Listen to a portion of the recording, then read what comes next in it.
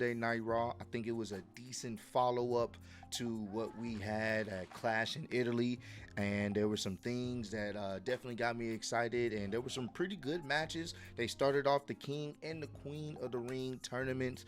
The first, I think it was two of the Fatal Four Way matches. Granted, I personally was hoping we get some one-on-one brackets, even though I know they've been doing the Fatal Four Ways. I do kind of think it's on the lazier side when it comes to booking, just having all the qualifying matches be Fatal Four Ways.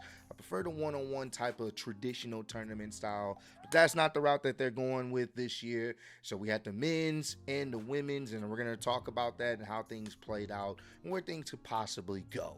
So they started off the show. Once again, they were in Turn in Italy. They were lit once again for Monday Night Raw. They were loud, but for Monday Night Raw, they brought the energy. So shout out to the fans out there in Turn in Italy. You guys were amazing for Clash in Italy and for Monday Night Raw. Roman comes out there, gets a glorious acknowledgement from the crowd, and basically they were there for the acknowledgement ceremony. He had Jay and Jimmy with him. Jay's like, hey, bro, my boy late on his first day of work. Come on down. Where you at, Fatu? Jacob comes out there, and basically Jacob had to acknowledge Roman Reigns as his tribal chief. And you can tell Jacob didn't want to do it, but he had to be a man of his word. But he went at Jay, though. He definitely went at Jay, and I do think that's going to be a story that they play up with. He went at Jay. He was basically saying, hey, I lost to Roman, but I ain't lose to your punk ass. And I like how Jay's looking at Roman like, hey, bro, what's going on here? And Roman's like, nah, come back over here. Talk to me, Jacob. And he basically tells him that, he lost in front of his family, and he knew the consequences of what was going to happen if he won and the consequences of what was going to happen if he lost.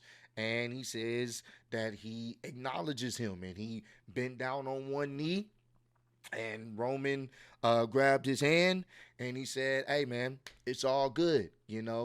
At some point, what I'm saying, you're going to grow to love me. Basically, he told him, I love you, Jacob, and basically fall in line. So this was one of those things where it's crazy to see that, even though we've seen Jacob, do the whole I love you solo situation. It was crazy to see that he pretty much acknowledged him. He was on one knee. He had to follow. Now he has to follow someone else's instructions again.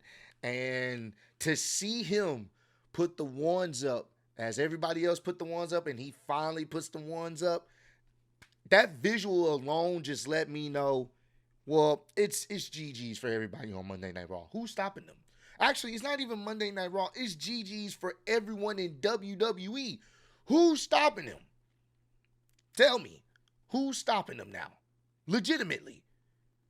Last time, they had Jimmy J.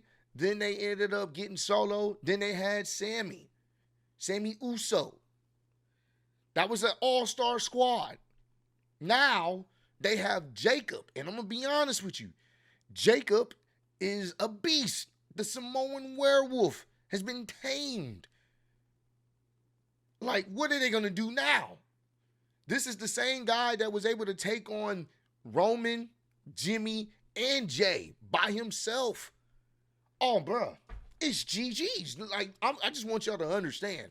Nobody's beaten Roman for a while, unless it may be a certain individual, and I'll talk about that as we get into what else happened on the show. But as of now, bro, if I'm in WWE, I just throw my hands up in there. I'm like, oh man, bro, we doing this again? Damn, like what are we to do? We went through it for like 4 years on SmackDown. Now he's running Rough Shop on Monday Night Raw with Jacob Fatu. I'm just be honest with you, bro.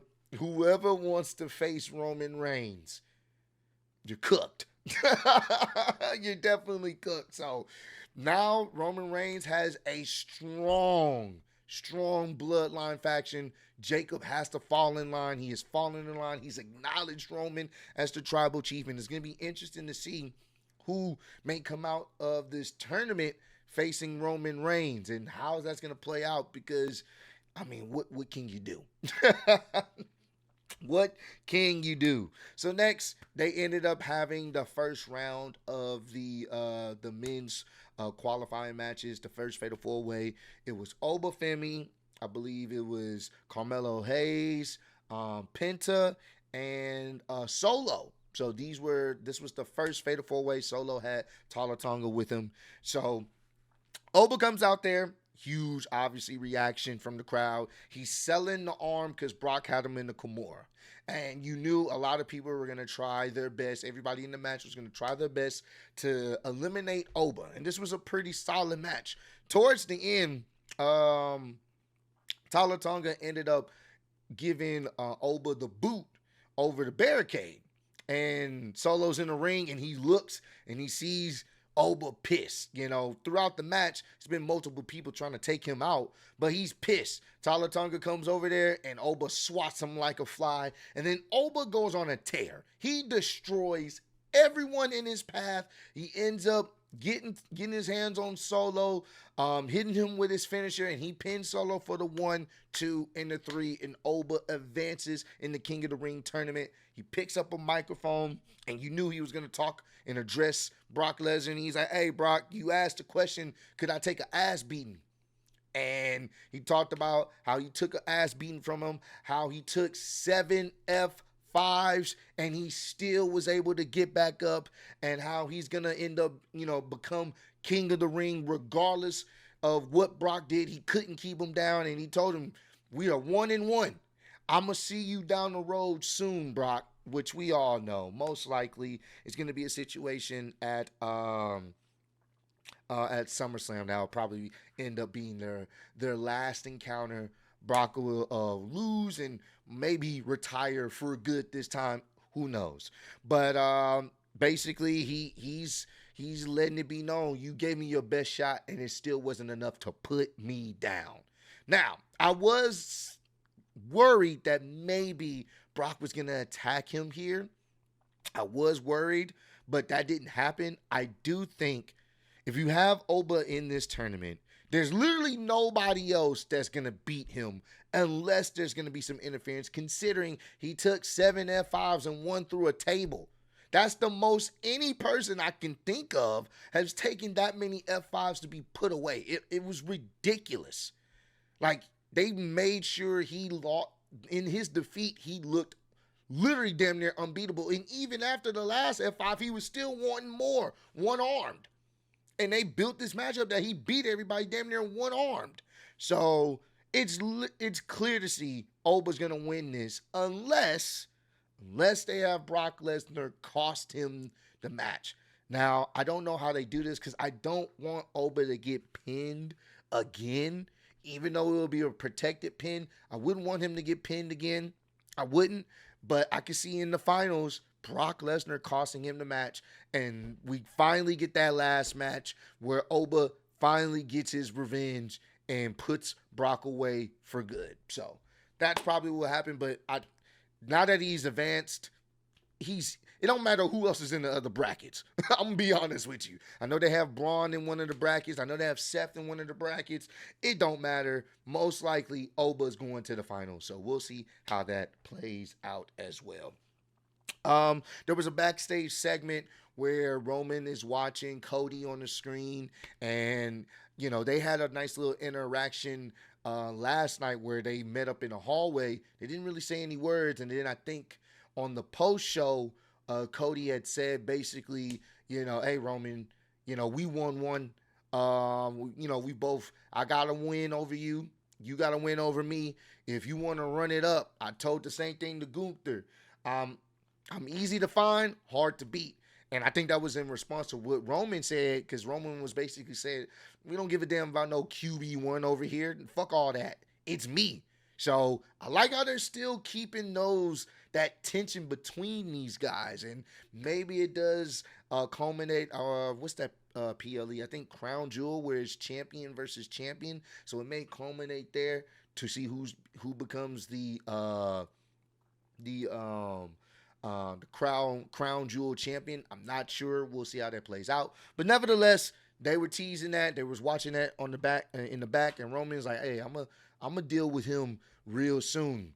And then he's talking to Jay, and Jay's also in the tournament. And he's like, "Hey Jay, I need you to lock in. You've already you know what it's like to win this, but you've never tasted the WWE Undisputed Championship. You've never tasted that one yet. I'm gonna need you to go ahead, do what you gotta do, win it, bring it back to the family, so that way we can run it all." And I like that dynamic because it's rare that you've seen, especially in the old iteration of the Bloodline, that he would want someone else to go and reach that mountaintop. So it does show that he's changed in a bit for his family per se. And the fact that he's rooting for him and wants him to win the WWE Undisputed Championship and take that from Cody so they all can have gold, I thought that was actually a pretty cool thing because you don't really see Roman doing that. So that was actually pretty tough, which kind of aligns with what he said. He wants them to work together, to rule together, not just it only be Roman. So Jay walks off. Jimmy's about to walk in. He was like, no. I need Jay to do this by himself. He got to do this on his own. So, and I believe LA Knight is supposed to be in that bracket too.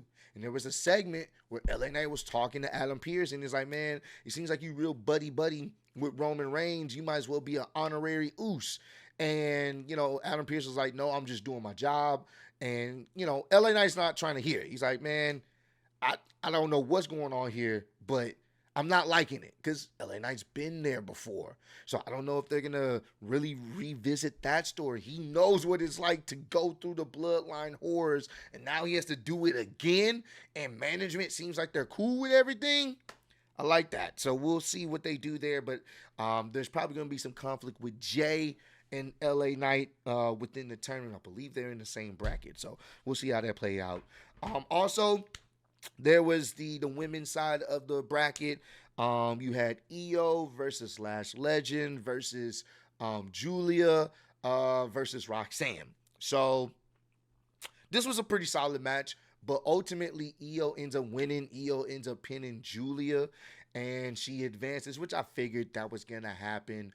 And afterwards, Roxanne is upset. She's in the Judgment Day clubhouse, and she's upset because she really, wanted to win, and she's been having, she's been taking some losses these past couple of weeks on Monday Night Raw, and Liv comes in, and Liv is basically talking about, I can't wait to, wear the crown, because for whatever reason, Liv Morgan, your world champion, is in the tournament too. And they going with the story that Liv wanted to be in the tournament, so she, pretty much forced her way into the tournament because she wants to take all the gold. She wants to take Rhea Ripley's title. So that's why she put herself in the tournament. And it came off insensitive because Liv is over there talking about what she, not Liv, she's talking about just being hyped to be in a tournament while Raquel is talking about her frustrations. And she's basically like, it's okay, Raquel. It's cool. If one of us win, all of us win. And then at one point again, Liv is talking about how she's going to win. But Raquel's also in the tournament. And she's like, well, it'll be cool if you win too, Raquel. It doesn't matter who wins. And I see what they're doing there. Now, the only way I can kind of excuse this weird logic in booking is because if they set it up where they feel some type of way, whether it's Roxanne or Raquel, feel some type of way because Liv is inserted herself in this tournament, even though she's already a champion, to kind of, I wouldn't say take the spot, but she's not really rooting for her girls to be the one to do it. She wants to do it. She wants to hog all the glory. I can see if they do something like that. But if they don't pay that off with Liv just wanting to hog all the glory, it's really all about her, then it's like, what's going on here? What's happening here? If they don't pay that off, then it's just like y'all just didn't have nothing for Liv to do, so y'all put her in the tournament. And I know some people are going to say, well, there's other people that are champions in the tournament. Those are mid-card championships. It makes sense for an Intercontinental champion or someone that has a mid-card to want to win the King of the Ring tournament and then get a title opportunity so they can be a double champ. It's not much of this makes sense for Liv to do it other than them just forcing the reason, because she wants to face Rhea and take the title from her. They have history. they could possibly set that up. Well, obviously it wouldn't be the same if they set it up at Crown Jewel because it'll just be champion versus champion, but nobody's taking the titles. So I get that. But I just think she's already world champion, and it would have been nice to give that spot to somebody else so they can get some TV time. But that's neither here nor there. We'll see if that storyline does pay off. But EO is advancing, and we'll see how things play out these next couple weeks. And then finally, we got the main event. So earlier in the night, they said Braun Breaker was going to go one-on-one against Seth Rollins. And I'm not going to lie to you, this match probably should have been on the PLE. This was really, really good. This was, in my opinion, a PLE-worthy match. Main event was so good. Majority of the match, Braun Breaker was dominating, and Seth couldn't really get any momentum. It wasn't until towards the end of the match that's when he was able to finally get some type of momentum. At one point, Braun Breaker goes for a spear, and I love this counter, but to see it done on the table. We've seen Seth counter Braun's spear with the pedigree, but he countered it on the announce table. I thought that was a nice spot. And as he was about to get the win, obviously Paul Heyman got involved. Austin Theory got involved. And when Austin Theory got involved, that's when Montez Ford came out there to help. But then he ended up getting speared by Braun Breaker. So towards the end of the match, there was a situation where Seth looked like he got it. He was able to hit the stump, but Paul Heyman was able to put Seth on Braun Breaker's foot on the bottom rope, or was trying to put it on the bottom rope, so it stopped the pin, even though the ref could have clearly seen that. So Paul's talking this shit. Seth gets right over into Paul's face. He's talking shit. Paul's still talking shit. You don't see that Braun Breaker got out the ring and he's running around the ring, and I was hoping this happened.